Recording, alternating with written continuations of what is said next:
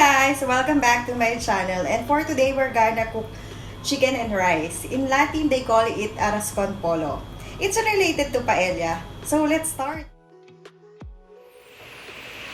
Here, some salt, garlic powder, oregano, smoked paprika.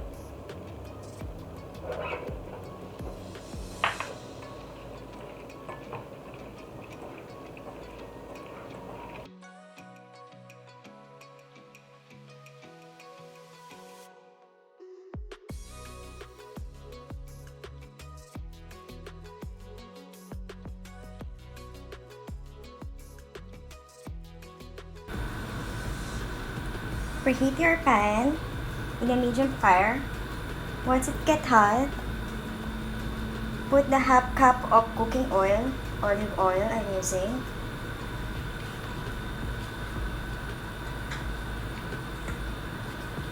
Then let's put your chicken.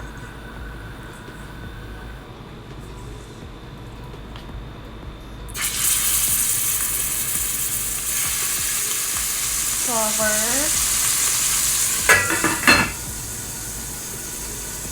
And we have to wait until your chicken it turns to brown because it gives more flavor. Oh, it's really toasted. It's brown. It's more tasty, guys. Yan. We're going to take it and then set aside. Reduce the fire from high fire and then we'll get the chicken.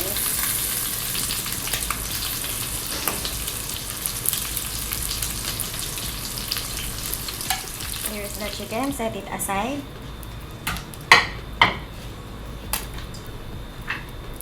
Get the onion.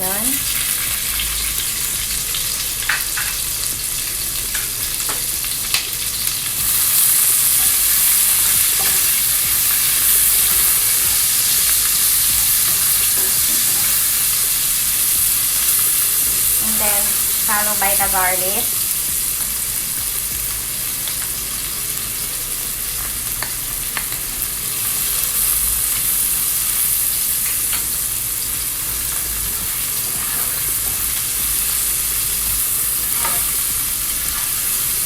The carrot.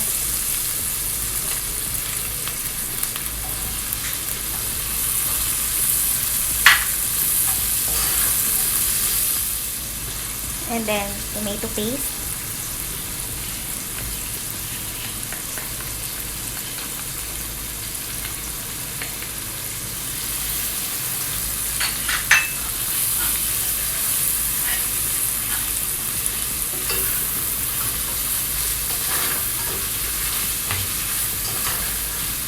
And then your wash rice.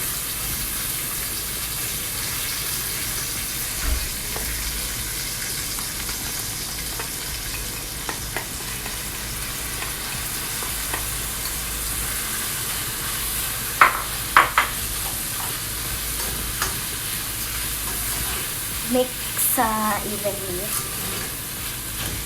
until your rice is covered of sauce. And pour the water.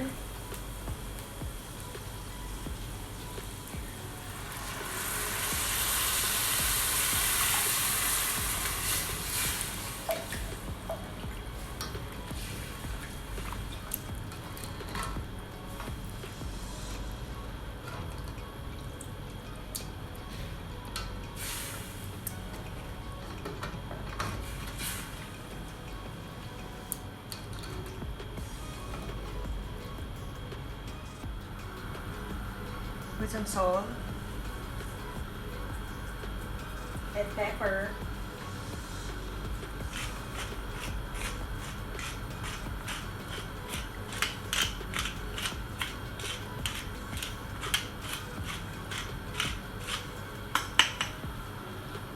And mix.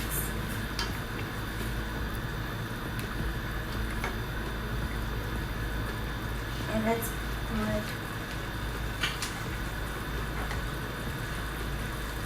bell pepper.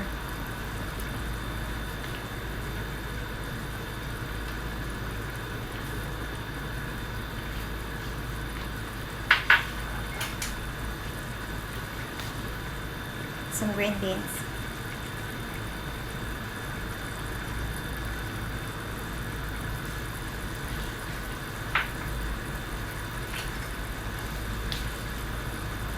Some olives.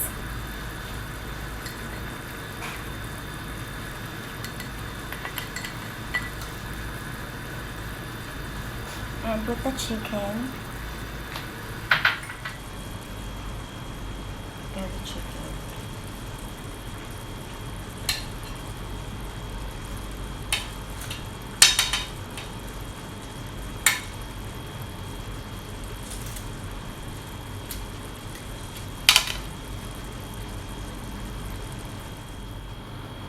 And then cover and simmer till the rice is cooked.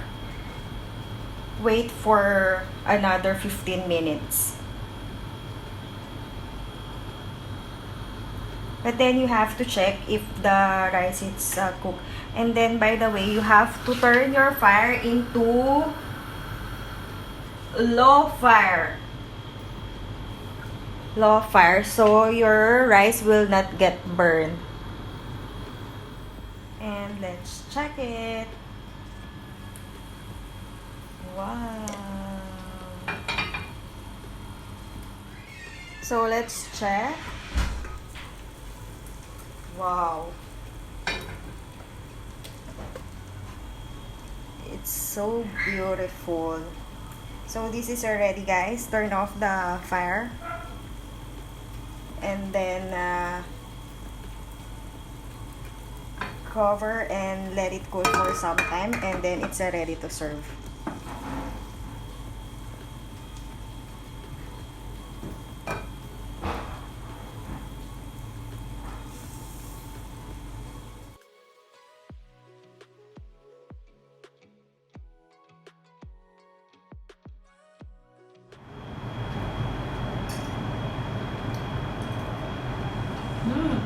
Super delicious. Thanks for watching. Hope you try and enjoy. See ya.